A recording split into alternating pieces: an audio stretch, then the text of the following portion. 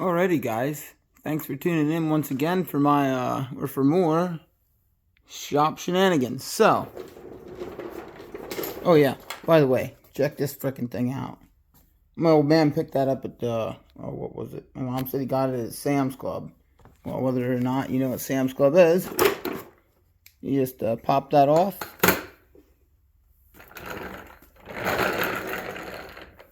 And this is it's like a good old Caterpillar cushioned work seat. I don't know if you've ever owned. We have multiple Caterpillar pieces of equipment.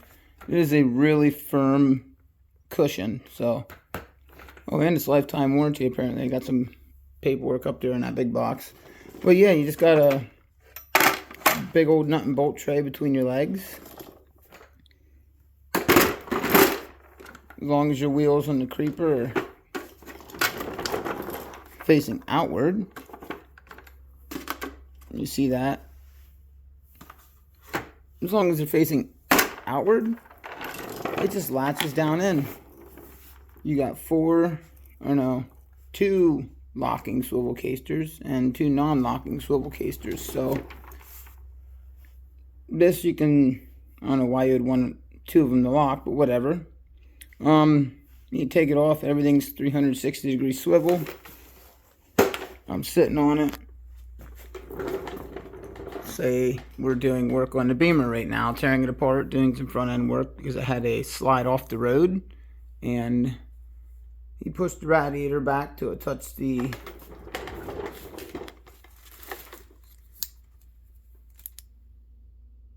power steering pulley, and as you see, the power steering pulley is gone. It shredded the belt, makes everything look like shit when it shreds them belts. It bent that pulley there.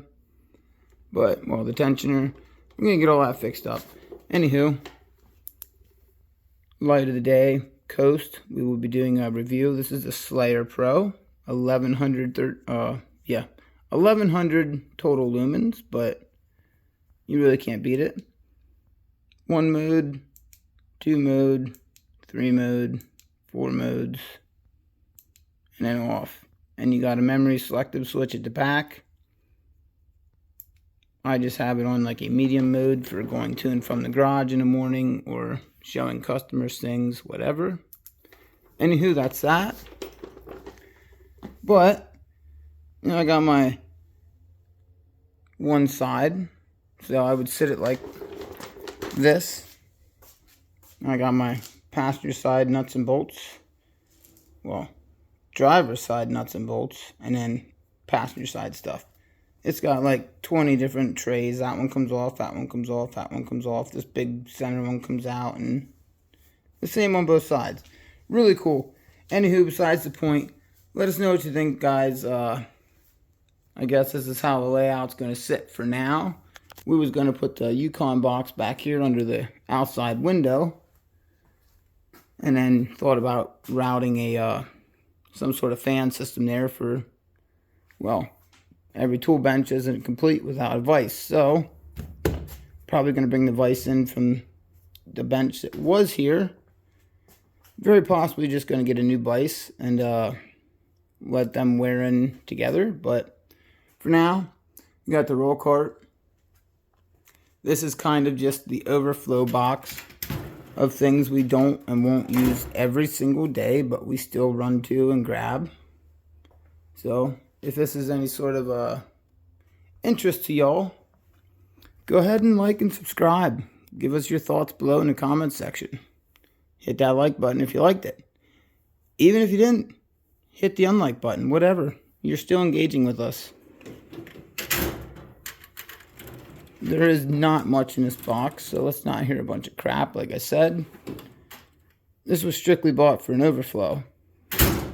We were going to get the 44-inch. And then this just happened to come on sale for the same exact price as the 44-inch. So, $5.99 out the door. We got the 56-inch Series 3.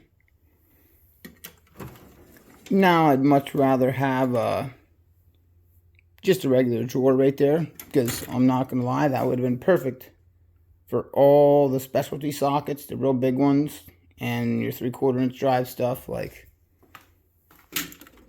as I slowly build it, And we got some specialty sockets, 3/4 inch stuff, giant ratchet, giant extensions. Now the ratchet wouldn't have been able to fit there, but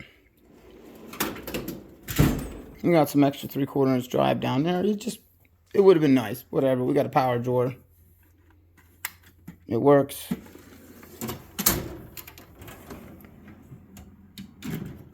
I do like the fact that we got a really deep bottom drawer. It's actually deeper than my snap-on bottom drawer. There's about the same distance there, except they put 3 drawers, and Harbor Freight put 2. One semi-deep and one extra deep. Really in love with this drawer configuration here. It's why I wish they were regular. Well, that was a regular drawer instead of a power drawer, but it is what it is. For me, it's probably going to end up being all the secondary grab-and-go metric wrenches. For now, I just have some overflow hammers in there and kind of figuring out what's going to go where. Taking a little bit of weight out of the big box, so I figured I would try and get rid of some of this 3/4 stuff and the big extras and whatnot. So we're unsure. Probably going to end up being metric and standard wrenches, because we do have the gigantic ones from Harbor Freight coming. These ones right here. Just post a couple pictures up for you. You can check them out. They're going to go in there unless they don't stand up right. Then we're going to use the wrench drawer in a snap-on box, which is, I think, 3 inches deep, 2 3/4, something like that. That's 1.5 inch wrench. So as you see, there's plenty of room there. But for now, I mean, that's what it is. There's not a lot in there. It's probably going to be the brake and suspension drawer and whatnot, where a little more of the heavy duty stuff goes. Because them 2 bottom drawers are double slides.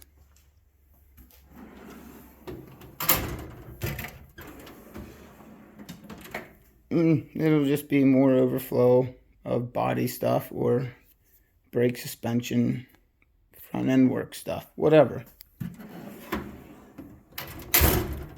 Probably go as far as throwing parts that are here for jobs in the bottom drawer as well. The cart, as always, as most, has things you're going to grab all the time. So most of a 16-piece screwdriver set there, 8-piece cabinet type, the really long Pittsburghs, everyday grabbed pliers, ratchets, extensions. Every man's dream, so he's not destroying his screwdrivers. I was told they don't make them in orange, but I ordered this in to match the rest of my pry bar set. So, yeah, there it is. It's orange. You see it. Grip edge for the everyday grabbed impact stars, regular stars, and then regular hex. That's 3/8 drive. And then over here we just have the 1/2 inch drive of the RPT hex. So when in doubt, just remember, rounding prevention technology takes it out. RPT from Grip Edge Tools, guys. They're pretty cool. We will be doing a review on this light here in a couple weeks, couple days, whatever. There it is. You see it. I got the Dune because it matches my switchblade that my old man got me the other year for Christmas. But as far as socket layouts, I know I'm going to get asked about that. That's mainly just going to be like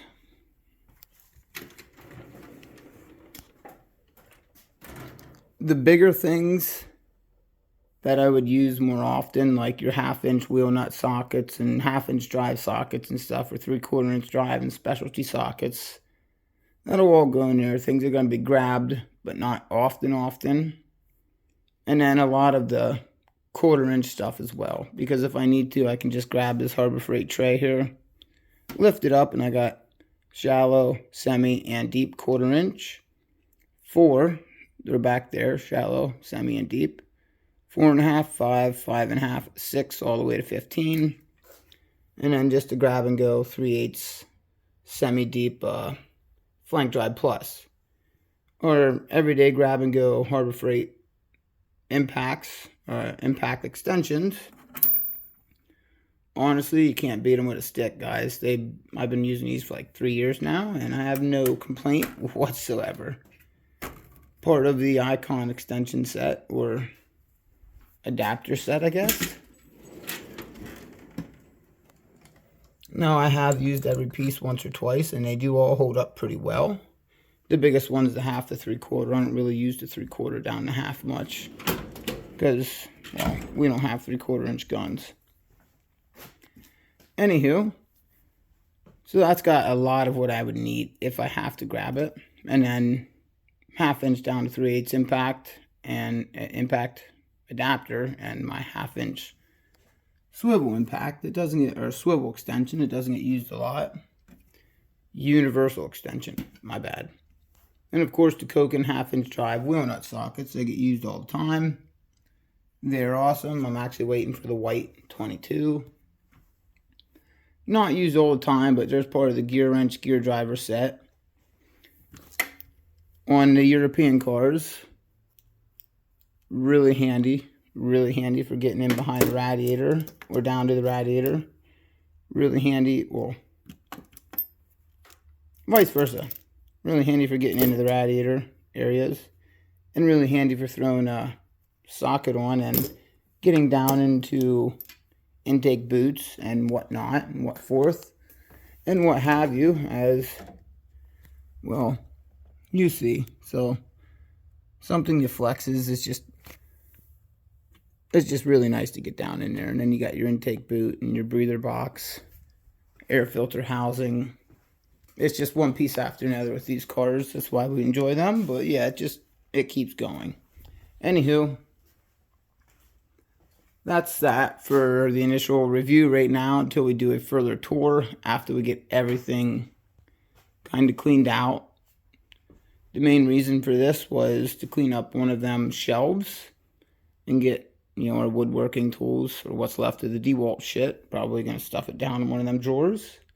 The grease gun we use often, the Sawzall we use often, the grinder we use, and we really don't use the circular saw at all, but it's there. That's kind of what this is for. So it's storage for things like stuff that I might grab here and there, not on every job, but often.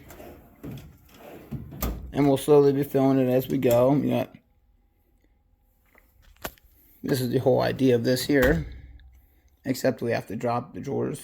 Well, this stuff's going to come up one, so it's closer to the top. But the whole idea is the guns with the attachments or tools that they're going to be used with here at the bench.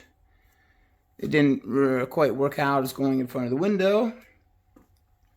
So it's here by the back man door, just so that way any dust and dirt, if we're grinding or whatnot, can just go right outside, kind of. And that'll be that. But that's practically pretty much how it's going to work out there.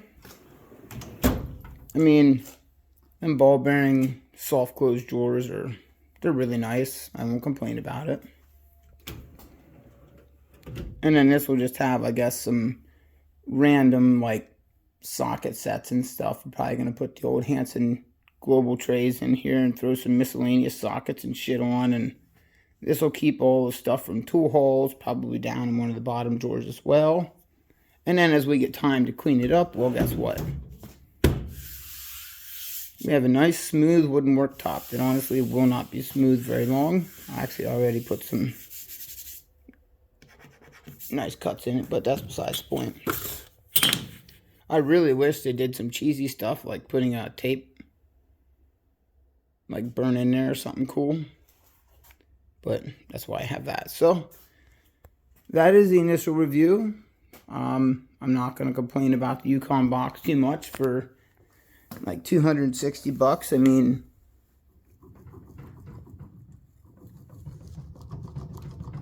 you give it a little roll and them casers kind of like wobble back and forth. But as far as that, I mean, honestly, I could take them casers off, and if I had to, I'd put it right up there and it'd work as a second box. I wouldn't even care if it bugs me too much. Or I just lift it up 6 inches and take the wheels off and mount some sort of fabricated wheel set to it, because that wouldn't be very hard for us.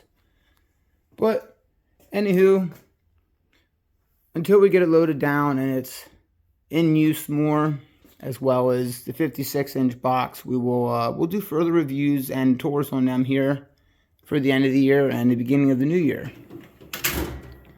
We just got one of these, so I'm just gonna go ahead and tell anybody that does a good amount of motor jobs, which the car is sitting everywhere out here. Audi needs a motor. Chrysler needs a motor. Actually, the transmission sits over there. The Volkswagen motor there. Yeah, you get the idea.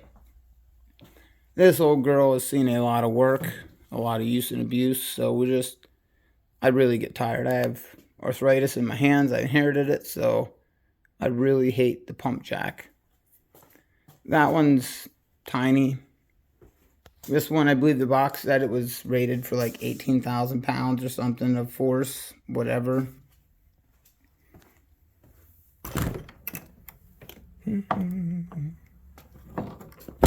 Yeah, I already took the box out, so I'm not going to chase it down. But yeah, we're going to bolt this up here and use it a little bit, break it in, just lift the motor and transmission, a couple times. Just going to bring one in the door and set it there in the ground.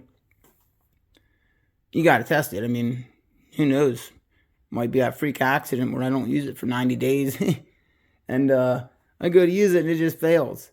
And then I can't take it back. But anywho, it's there. We're going to use it. I really enjoy the fact that this swivels here. So you don't have to be bending and fussing with lines. It's actually got a really nice line on it already to start. No name. It just says, 3,000 PSI max, 3/8 line. Pretty cheesy handle. We'll probably upgrade that a little bit somehow, but won't complain for now.